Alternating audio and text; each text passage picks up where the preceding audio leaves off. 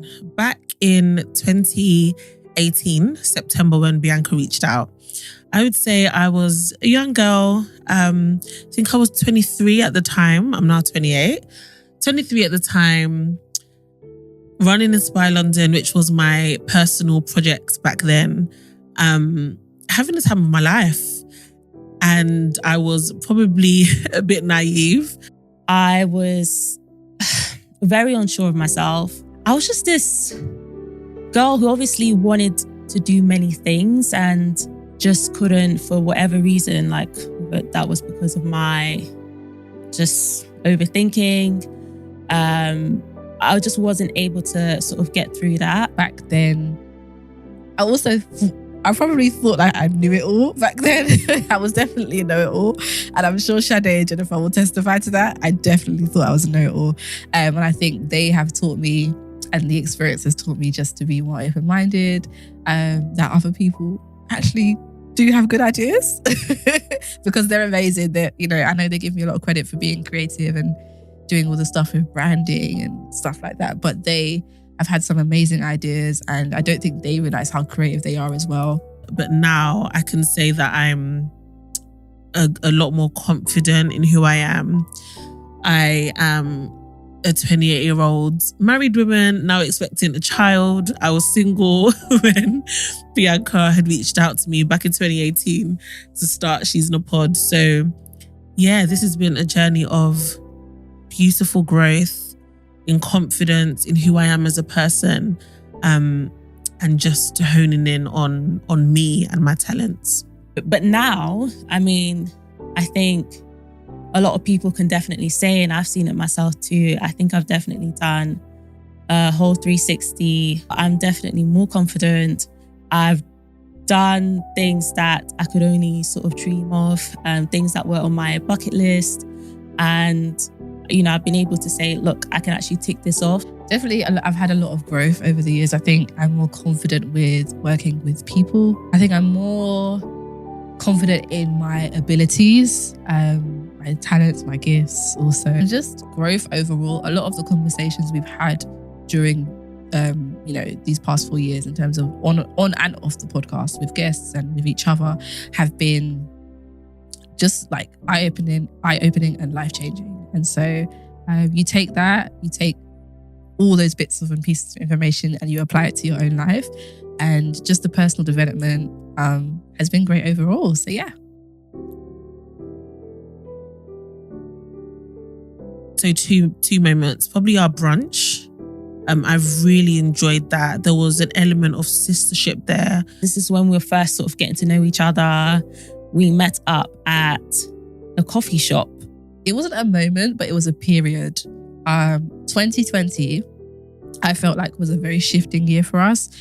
The fact that people spent their money, came, ate with us, supported us, and brunched with us was just the most beautiful feeling. But I remember it was in Westfield, Stratford, and we all sat around the table, trying to come up with ideas, and at the same time trying to get to know each other as well.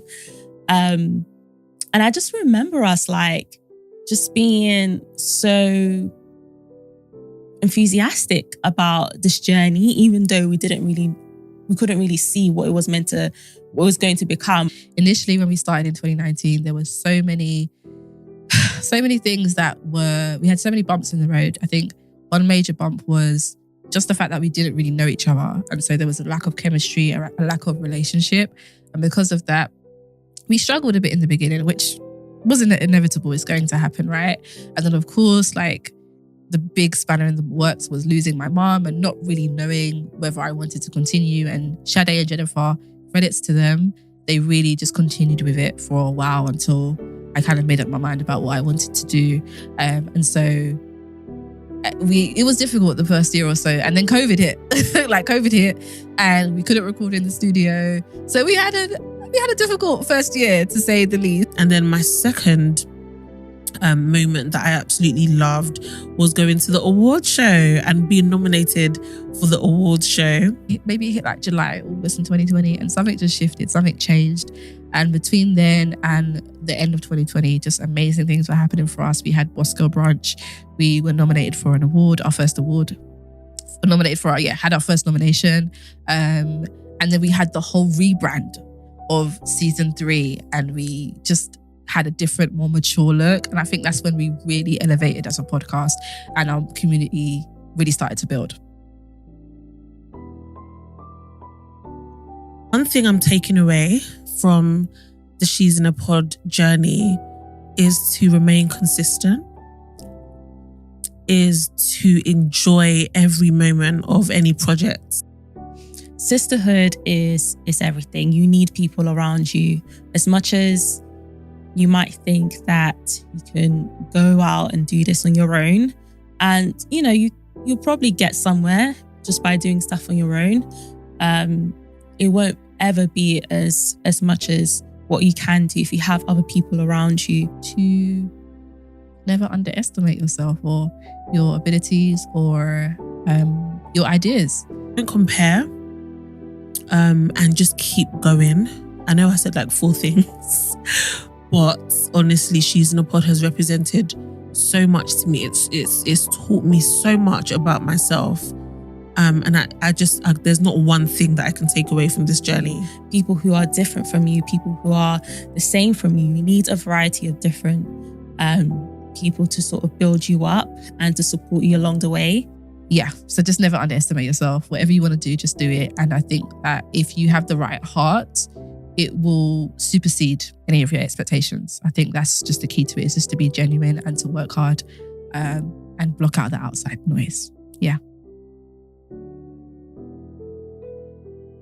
Working with Jen has been so eye-opening.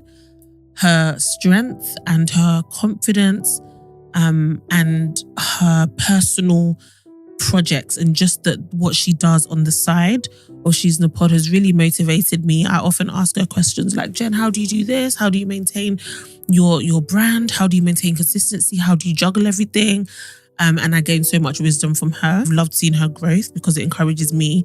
She's also put me onto opportunities that are coming to fruition now. And it's been a phenomenal journey to have Jen as my now sister. So in the beginning, Jennifer was very timid. She didn't talk much. It'd be like, does she talk? Hello? It felt like sometimes it was just me and Sade. And I'm grateful for that now, obviously looking back. But in the moments, I was thinking, I hope I asked the right person. I really do. But no, she's amazing. There's a grace that Jennifer carries that I admire. And I hope to one day have in my own unique way. But she's been amazing. She's taught me so much without saying much. And I think I always admire those people. They don't feel like they have all the answers. But just by doing and just by living out their lives, you get to learn from them. And so that has been my experience with Jennifer for the past 4 years as a co-host and as a friend as well. Yeah, I love her and she's an amazing, amazing woman. Working with Sade has taught me to always put myself first, to remember what I deserve. I've watched her, how she's navigated her career. I've watched her, how she's navigated various different spaces. And in all of that, she's always been one to, know what she deserves. And she'll be very vocal about it. She's one of those people that you need to have around in that sense. Obviously, it's been amazing working with Sade. And of course, I'm going to continue to work with her in that work capacity, but then also as a friendship. She's somebody that I would always want around in terms of sharing ideas and just being there for me. She's somebody that's always there and always sort of willing to listen. Sade is bold. I think that's the word that I describe Sade. She's bold. She's so bold.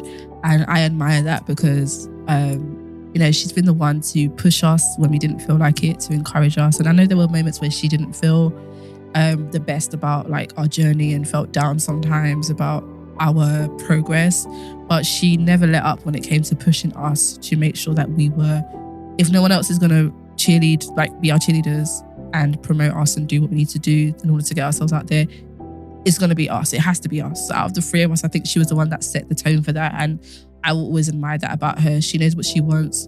I love that I think she knows the part that she plays in her friendships, her circles, her family, and she values that. I can see that she really values relationships, and she's been amazing to work with as a co-host. Working with Bianca has been amazing from the beginning. She, as we know the story of how we all formed together, she was the one that had the idea. And I'll always thank her for not sort of giving up on me, because when she first came to me with the idea, I was a bit hesitant. Not because of, her or anything, but it's because I didn't have the confidence in myself.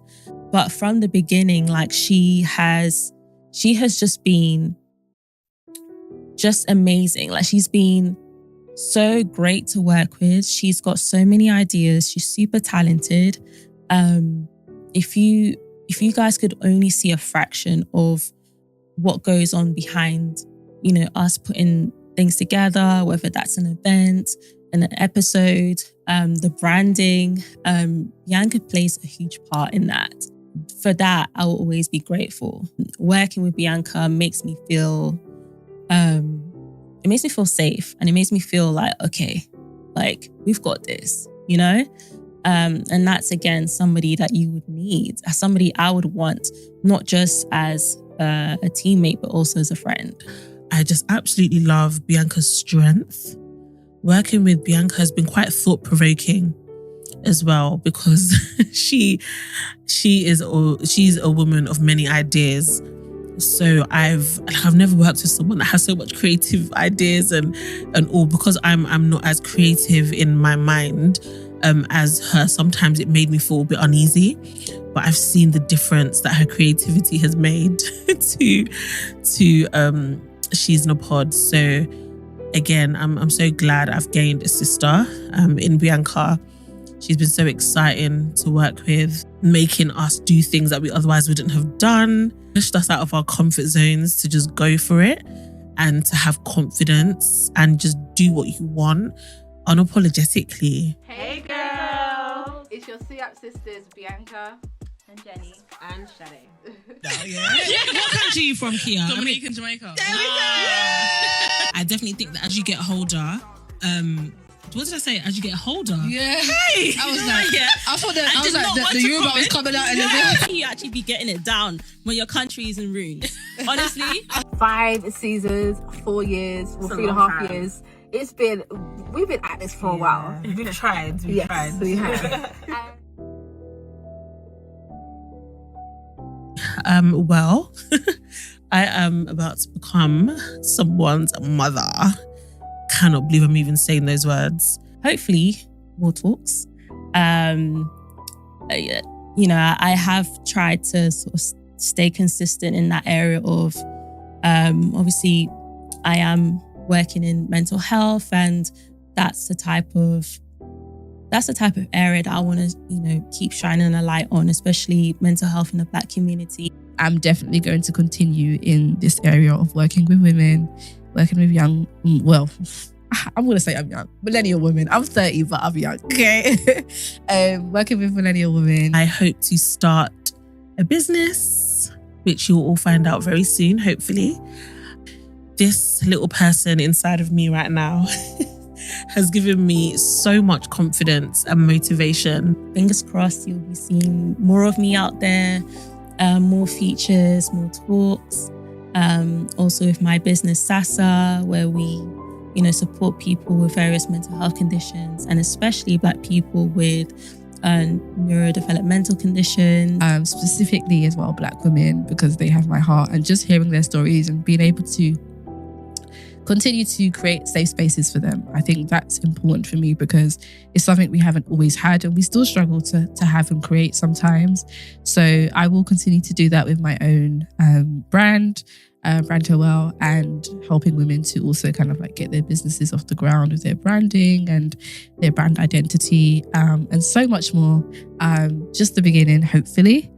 I'm just so excited for what the future holds. The chapter of She's in a Pod closing is one chapter closing, but so many more doors opening. And I am so excited just to become the best version of myself.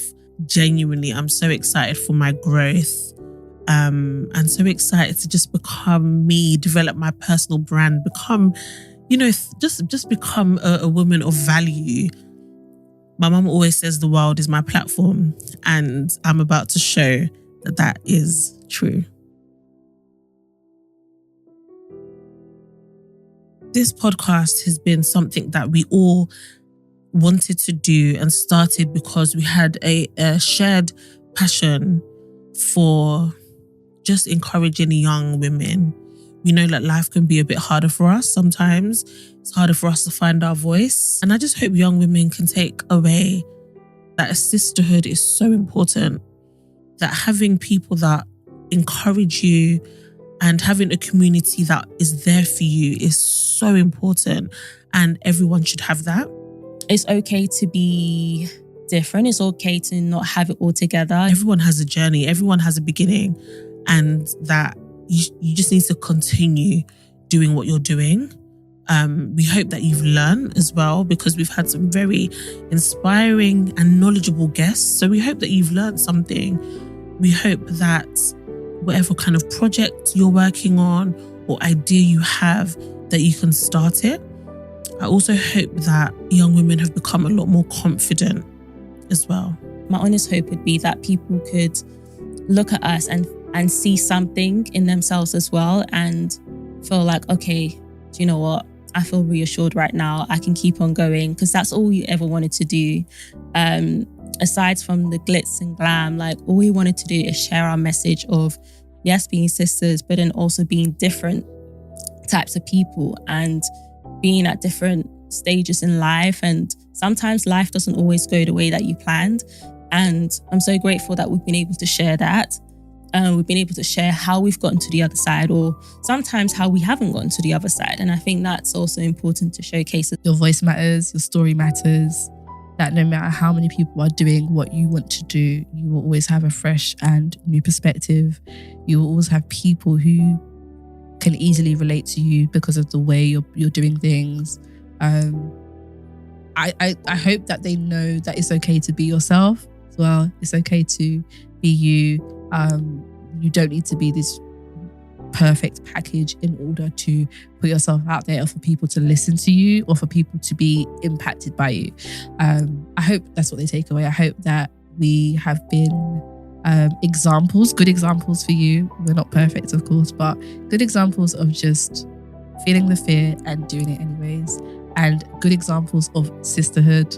I know that word is thrown around a lot, but it really has been a sisterhood for us. And so it's important that we have that. It's important we have people to lean on and to have conversation with. Conversation is so important. So be you, and somewhere in the world, someone needs to hear what you have to say. So yeah.